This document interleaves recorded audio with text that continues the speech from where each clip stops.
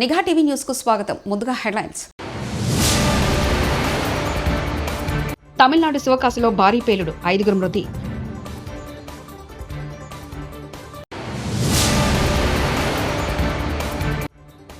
పాసమేలారం ప్రమాద మృతుల కుటుంబాలకు కోటి పరిహారం, సీఎం రేవంత్ రెడ్డి.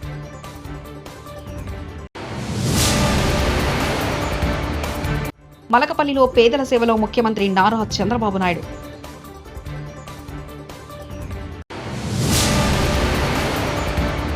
రాజకీయంగా ఎన్ని ఇబ్బందులు వచ్చినా రాజీ పడలేదు వైఎస్ జగన్. తమిళనాడు రాష్ట్రం విరుద్నగర్ జిల్లాలోని శివకాశిలో బాణాసంచా తయారీ కర్మాగారంలో అకస్మాత్తుగా మంటలు చెలరేగాయి. ఫ్యాక్టరీ నుంచి పెద్ద శబ్దం, పొగలు రావడంతో వెంటనే అప్రమత్తమైన స్థానికులు అధికారులకు సమాచారం అందించారు. వెంటనే పోలీసులు, రెస్క్యూ సర్వీసెస్ సిబ్బంది సంఘటనా స్థలానికి చేరుకొని సహాయక చర్యలు చేపట్టారు. గాయపడిన వారిని హుటాహుటిన ఆసుపత్రికి తరలించారు. ఉమ్మడి రాష్ట్రంలో గానీ తెలంగాణ రాష్ట్రంలో గానీ ఇంత భారీ ప్రమాదం జరగలేదని ముఖ్యమంత్రి రేవంత్ రెడ్డి అన్నారు. ఈ రోజు మంగళవారం పాసమేలారం చేరుకున్న సీఎం ప్రమాద స్థలాన్ని పరిశీలించి ఈ ఘటనపై అధికారులతో సమీక్షా సమావేశం నిర్వహించారు. అనంతరం మీడియాతో మాట్లాడుతూ పాసమేలారం ఘటన అనంతరం మంత్రులు, జిల్లా అధికారులు, పోలీసు అధికారులు పరిస్థితులను పర్యవేక్షిస్తున్నారని తెలిపారు. మృతుల్ని తరలించడం, క్షతగాతుల్ని ఆసుపత్రికి తరలించడం వంటివి అధికారులు దగ్గర నుండి మరీ చూసుకుంటున్నారన్నారు.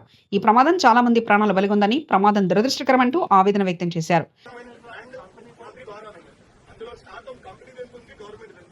వాళ్ళకి రావాల్సిన ₹1,00,00,000 స్వాతంత్రం ఏం పని మిత్రమా. చనిపోయిన కుటుంబాలకు ₹1,00,00,000 వాళ్ళకు వస్తాయి. ధన్యవాదాలు. దీనికి సంబంధించి చనిపోయిన కుటుంబాలకు ₹1,00,00,000 నష్టపరిహారం ఇప్పించాలి. పరిశ్రమ వాళ్ళతో మాట్లాడి ప్రభుత్వం వైపు నుంచి, పరిశ్రమ వైపు నుంచి చనిపోయిన కుటుంబాలకు ₹1,00,00,000 నష్టపరిహారం ఇవ్వాలి అని చెప్పి నేను ఆదేశాలు ఇవ్వడం జరిగింది. ఆదేశాల ప్రకారం మా మంత్రులు పరిశ్రమ యజమానులతో మాట్లాడి ప్రభుత్వం వైపు నుంచి సహకారం తీసుకొని వాళ్ళకి నష్టపరిహారం అందించడం జరుగుతుంది. రామచంద్రరావు ఒక మిసైల్, కిషన్ రెడ్డి, నేను, లక్ష్మణ్ గారు అధ్యక్షుడిగా ఉన్నప్పుడు మమ్మల్ని ట్రోల్ చేశారు. మోదీ పీఎం అయ్యాక కూడా ఛాయ్ అమ్ముకునేవాడు ప్రధానమంత్రి అని ట్రోల్ చేశారు. కానీ రామచంద్రరావు ఒక మిసైల్ అంటూ బండి సంజయ్ వ్యాఖ్యానించారు. అంతెందుకన్నా నరేంద్ర మోడీ గారు ప్రధానమంత్రి అయిన తర్వాత కూడా ఈ దేశంలో ఒక ఛాయ్ అమ్ముకునే వ్యక్తిని ప్రధానమంత్రి చేసిరని చెప్పి ట్రోల్ చేసిన వాళ్ళు అడ్రస్లో కూడా అందరూ కూడా ఆ పార్టీలే కాలగర్భంలో కలిసిపోయిన అందరూ కూడా. కానీ ఇలా దేశానికి నరేంద్ర మోడీ గారు ఎంత గొప్ప సేవ చేస్తుండో, ఒక శక్తివంతమైన భారతదేశ నిర్మాణం కోసం ఏ విధంగా కష్టపడి పనిచేసారో ఇలా మనం చూస్తున్నాం మనం. అందుకే చాలా మంది రామచంద్ర గారు ఏం చేసిరని తెలంగాణ రాష్ట్ర అధ్యక్షుడు చెప్పి చాలా మంది అనేక పార్టీలు ప్రశ్నిస్తున్నాయి. వాళ్ళ ఒక మిసైల్ అయిన రామచంద్రరావు గారు ఒక మిసైల్. కొవ్వూరు నియోజకవర్గం మలకపల్లిలో పేదల సేవలో కార్యక్రమంలో పాల్గొన్న ముఖ్యమంత్రి నారా చంద్రబాబు నాయుడు ఇలాంటివన్నీ చేస్తున్నాయి. సంక్షేమ కార్యక్రమాలకు నాంది పలికాం. నేను ఆ రోజు ఒకే మాట చెప్పాను, సూపర్ 6 అన్నాం. అవన్నిటి కూడా కట్టుబడి ఉన్నాం. అన్నా క్యాంటీన్లు మళ్ళీ ప్రారంభించాం.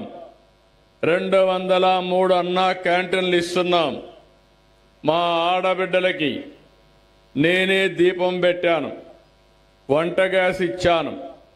నా తల్లి కష్టాలు పడింది. అలాంటి కష్టాలు నా ఆడబిడ్డలకు రాకూడదని దేశంలోనే మొట్టమొదటిసారిగా వంట గ్యాస్ ఇచ్చిన పార్టీ, సిలిండర్లు ఇచ్చిన పార్టీ తెలుగుదేశం పార్టీ. ఆ రోజు అది గుర్తుపెట్టుకుని ఇటీవల కాలంలో ధరలు పెరిగాయి.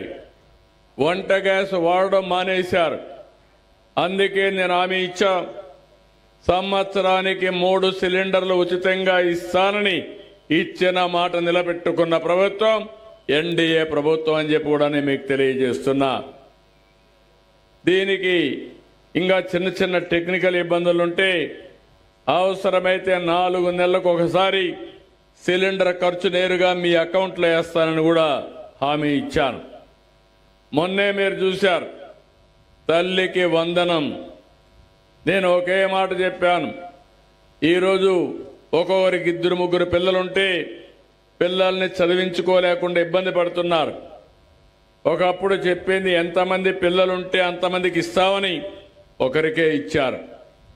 నేను ఒకే మాట చెప్పాను, ఎంతమంది పిల్లలున్నా తల్లికి వందనం ఇస్తామని చెప్పి ఈరోజు 4, 5, 6 మంది పిల్లలున్నా వాళ్లకు డబ్బులు ఇచ్చిన పార్టీ.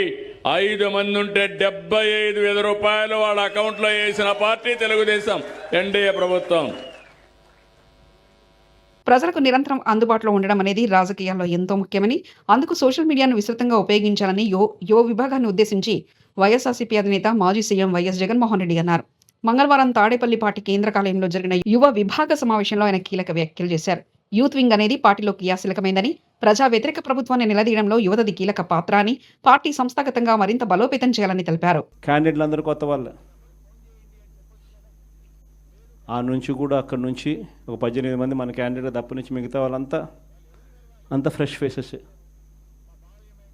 ఆ నుంచి మన క్యాండిడేట్లు విజయం సాధించడం మొదలుపెట్టాడు.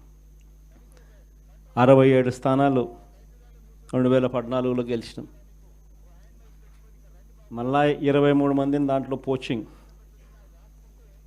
మళ్ళా మనల్ని పార్టీని వీకెన్ చేయడం కోసం అని చెప్పి 9 మంది ఎంపీలు గెలిస్తే 3 ఎంపీలను పోచింగ్, 67 మంది ఎమ్మెల్యేలో 23 మంది ఎమ్మెల్యేలు పోచింగ్. కానీ మళ్ళీ దేవుడు 2019 వచ్చేసరికి అదే మొట్టికాయలు వేసాడు. మన దగ్గర నుంచి ఎంతమంది పోచింగ్ చేశారో కరెక్ట్గా అంతే నెంబరే, వాళ్ళ నెంబర్స్ కూడా కరెక్ట్గా అంతే 23కే పడ్డాయి. ఎంపీలు ఎంతమందిని పోచింగ్ చేశారో మళ్ళీ కరెక్ట్గా అంతే నెంబర్స్తోనే వాళ్ళ నెంబర్లు కూడా కట్టడయ్యాయి. నేను చెప్పేది ఎందుకు చెప్తా ఉన్నానంటే, ఈ విషయాలు అందరూ కొత్త వాళ్ళే. కొత్తదనానికి విలువ అన్నది ప్రతిపక్షంలో ఉన్నప్పుడే వస్తుంది. ప్రతిపక్షంలో ఏ నాయకుడైనా ఎదగలుగుతాడు, ఎవరైనా నాయకుడు కాగలుగుతాడు. అయితే 2 గుణాలు ఉండాలి. ఒకటి ప్రజలకు అందుబాటులో ఉండడం, రెండవది చిక్కటి చిరునవ్వుతో పలకరింపు. 2 ఖచ్చితంగా ఉండాలి. ప్రతిపక్షంలో ఉండాల్సింది మరొక మేజర్ గుణం ఏమిటి అని అంటే, ప్రజలకు ఏదైనా సమస్య వచ్చినప్పుడు ప్రజల తరపున మనం ప్రజలకు తోడుగా నిలబడగలగడం. ఈ 3 చేయగలిగితే ఎవరైనా లీడర్ కాగలుగుతాడు. ఇక్కడి నుంచి స్టార్ట్ చేయండి. నియోజకవర్గం స్థాయిలో నియోజకవర్గ అధ్యక్షుడిగా ఉన్న ప్రతి ఒక్కరికి నేను చెప్తా ఉన్నా, ఈ రోజు నుంచి స్టార్ట్ చేయండి. మనం ఈరోజు చూసేది యూత్ అధ్యక్షుడిగా, నియోజకవర్గం ఇన్ఛార్జిగా, యూత్ అధ్యక్షుడిగా ఫస్ట్ అడిగే ఇది.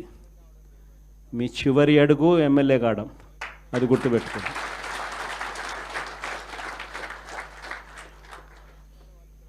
ఎదగడం మీ చేతుల్లో ఉంది, మిమ్మల్ని పెంచడం నా చేతుల్లో ఉంది. శశిధర్ గౌడ్ బాధ్యత మాది, అతన్ని మేము ఇంటికి తీసుకొస్తాం. మేము మీ అన్నల్లా తమ్ముళ్ళా అనుకోండి. శశిని ఇంటికి తీసుకొచ్చే బాధ్యత మాది. రేవంత్ రెడ్డి పిచ్చోడు, మెంటల్ గాడు. మనం భయపడాలని కేసులు వేస్తారు. రేవంత్ రెడ్డి ట్రాప్లో పడి మనం భయపడొద్దు. మనం టైం వస్తుంది, అప్పుడు వాళ్ళ సంగతి చూద్దాం. శశిధర్ గౌడ్ కుటుంబ సభ్యులతో ఎమ్మెల్యేలు పాడి కౌశిక్ రెడ్డి, డాక్టర్ సంజయ్.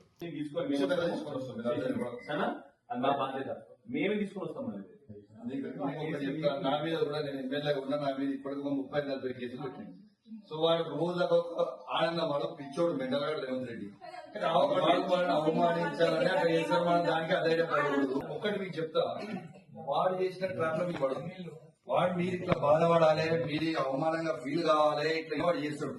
వాడు ఏం చేసినా చేసుకుని మనం ధైర్యంగా ఉండాలి. బాలను మన శశిని తీసుకొచ్చిన రోజు అద్భుతంగా తీసుకొని వద్దాం. శశిని మంచిగా కాలనీ అంతా కూడా శశికి మంచి పేరు ఉన్నట్టు చేసే బాధ్యత మాది.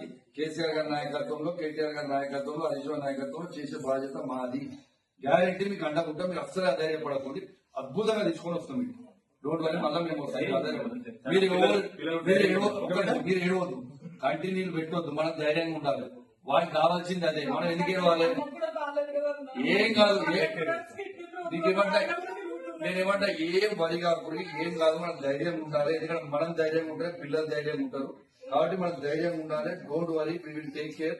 సంగతి ఏదో చూద్దాం. మన టైం కూడా వస్తుంది. మన టైం వచ్చినప్పుడు కూడా మళ్ళీ వాళ్ళకు కూడా ఇప్పుడు ఎట్లయితే చేస్తున్నా గట్లనే చేస్తాం, డబుల్ చేస్తాం. వాళ్ళకి మన టైం వస్తుంది. ఏం వరి కాకూడదు, అదే పడకండి. చేద్దాం, మనకు టైం వస్తుంది. మన రాష్ట్రంలోని నాందేడ్ జిల్లా ధర్మాబాద్ సమీపంలో గోదావరి నదిపై నిర్మించిన బాబ్లీ ప్రాజెక్ట్ 14 గేట్లను మంగళవారం సిడబ్ల్యూసీ పర్యవేక్షణలో ఇరు రాష్ట్రాల అధికారులు తెరిచారు. ప్రస్తుతం 1064 అడుగుల వద్ద నీరు నిల్వ ఉందని అధికారులు తెలిపారు. సుప్రీంకోర్టు ఆదేశాల మేరకు మహారాష్ట్ర ప్రభుత్వం ఏటా జూలై 1న ప్రాజెక్టు 14 గేట్లు ఎత్తి అక్టోబర్ 28 వరకు నదీ ప్రవాహానికి ఆటంకం లేకుండా తెరిచి ఉంచుతుంటుందని తెలిపారు.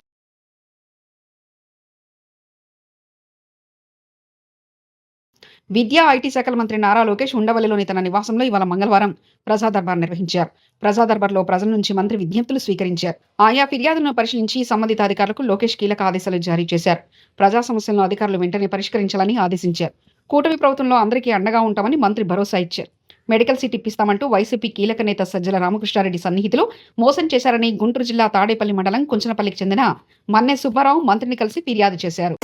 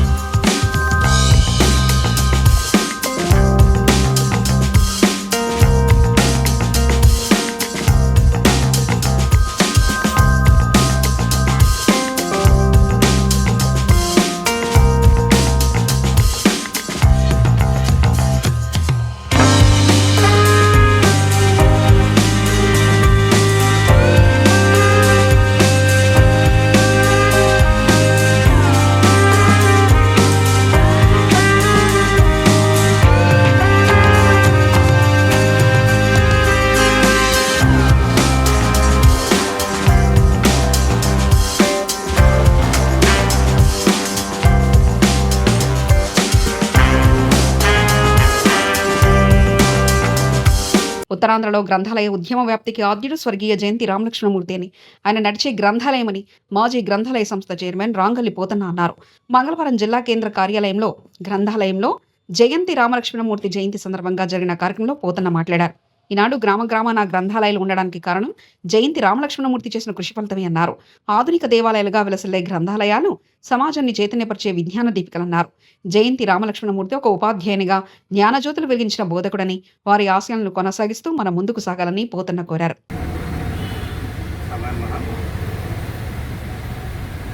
ఉత్తరాంధ్ర భాగాలుగా నడియాడే గ్రంథాలయంగా విశేష ఖ్యాతించి మన ముందు ఆయన భౌతికంగా లేనప్పటికీ ప్రతి గ్రంథాలయంలో కూడాను ఆయన మొబైల్ మనకు కనబడతారు. ఒక కార్యక్రమంలో చేపట్టేటప్పుడు ఏ విధంగా నిర్వహణ చేయాలి, ఎలా నిర్వహించాలి, ఒక నిర్మాణ సంఘ సంస్థ రూపొందించడంలో మన జయంతి గారు నడియాడే గ్రంథాలయంగా పేరు తెచ్చుకున్నారు. ఆయన ఎప్పుడూ ఒక బ్యాగ్ ఇచ్చి ఎవరు కనిపించినా తన పుస్తకం ఇచ్చి ఇది చదివి దీని మీద ఏమైనా మాట్లాడదామా అని ప్రతి స్నేహితుడికి కూడా దానికి పోయే వాళ్ళు కూడా ఆ పుస్తకం ఇచ్చి వాళ్ళు చదవమని ఒత్తిడి తెచ్చేవారు. ఒక వారం 10 రోజుల తర్వాత మళ్ళీ ఆయన అక్కడ కనిపిస్తే ఏం మాట్లాడతా ఈ పుస్తకంలో ఉన్న విషయం ఏంటి, మంచి చెడ్డ డిస్కస్ చేసేటువంటి మంచి మానవతావాది. చివరి వరకు కూడా గ్రంథాలయ ఉద్యమంలో ఉన్నారు. అంతేకాకుండా ఉపాధ్యాయ రంగంలో చాలా పేరు ప్రతిష్టలు తెచ్చుకున్న ఒక ఉపాధ్యాయ రాష్ట్ర నాయకుడిగా కూడా అతను తీర్చిదిద్దబడ్డామని మనందరికీ తెలిసిన విషయమే. నడయాడే గ్రంథాలయమే కాకుండా అన్ని సమస్యల మీద అతనికి ఒక అవగాహన ఉంది. ఎక్కడికి రమ్మంటే అక్కడికి వచ్చి వాళ్ళ తాలూకా స్వభావం, వాళ్ళ తాలూకా శక్తిత్వం కోసం ప్రజలకు చెప్పి వాళ్ళని మోటివేట్ చేసి వాళ్ళ చైతన్యపరిచేవారు. రానున్నటువంటి సమాజానికి ముందు చూపు మన జయంతి రామలక్ష్మణమూర్తి గారు. ఆయన కోసం రోజంతా మాట్లాడిన తనని సంపద ఉంటుంది. ఆయన చాలా సింపుల్సిటీ, తన పిల్లలకు కూడా స్వార్థాన్ని చూపించలేదు. అతనికి కొన్ని రాజకీయ పలుకుబడి ఉన్న తన పిల్లల్ని రాజకీయంగా చెప్పి వాళ్ళకి ఉద్యోగాలు వేయించుకుని ఇలాంటి తప్పుడు పనులు ఏమీ చేయకుండా జీవితాంతం చక్కటి మంచితనంతోనే ఒక నిరాడంబరంగా చివరి వరకు ఆయన ఒక పాత్రలోనే జీవించారు. ఇంటి పక్కనే గ్రంథాలయం, తన సొంత గ్రంథాలయం కూడా స్థాపించి ఆ గ్రంథాలయం చివరి వరకు కూడా నడిపించే మహానుభావుడు అతను. అతను ఎంతో ఈ గ్రంథాలయ ఉద్యమానికి ఆది నాయకుడు మన జిల్లాలో. ఆయనకి మరింతగా తమిళనాడు శివకాశిలో భారీ పేలుడు, 5 మృతి.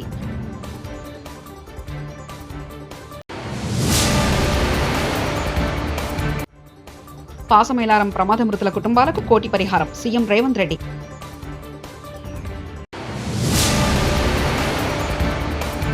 మలకపల్లిలో పేదల సేవలో ముఖ్యమంత్రి నారా చంద్రబాబు నాయుడు.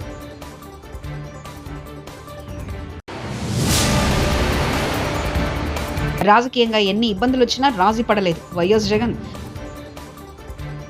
ఇవి బులెటిన్ విశేషాలు. చూస్తూనే ఉండండి నిఘా టీవీ న్యూస్.